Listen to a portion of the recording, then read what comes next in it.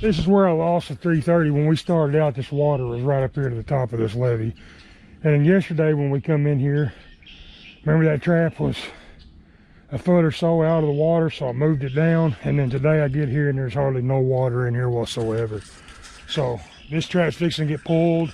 Now, if you got any young ones watching or you don't care to see it, you may want to skip over this part, but I've just found that trap. We found out what happened, why I lost it. And this animal's been laying here in this trap for at least a week and a half. And it's not too horrible, but the cooler weather we've had, he's not rotted too much. But anyway, here's the way I found it, guys. Right here, the bottom of this main run. So let's see if I can get over here and show you. I don't know if you can tell, but you can see the top of the mule sitting over there. So we had that trap sit right on top of that bank right there, crossover. And come in here one morning, and something had we made a catch, made a huge disturbance. We wasn't sure if it was an otter or a beaver or a coon or what it was, but it was able to struggle enough to pull my stake out of the ground. And finally the water's down enough that I was able to walk around here and look for it, and we found it laying right in the bottom. He finally got enough brush and stuff wrapped around that trap that it drowned him.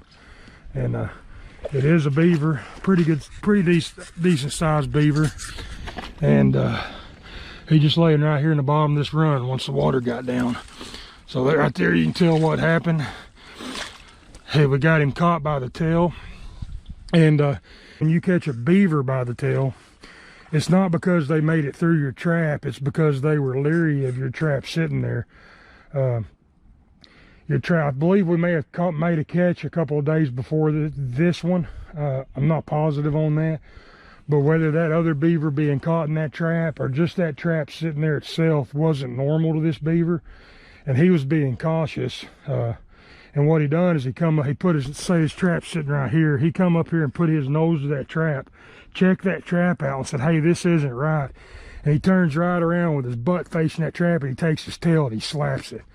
And he slaps that trap with his tail. When he does, that trap catches his tail. And that, I believe that's what happened.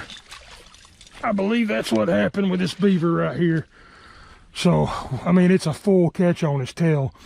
And of course, by catching him by the tail, it's not going to kill him. So he had all four of his legs to struggle and move about all night and pulled that stake out of the ground.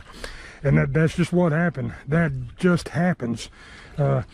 You can think about it and make your sets to minimize, camouflaging them in, I think helps a lot to minimize this. But there's just so much you can do, and sometimes it just happens.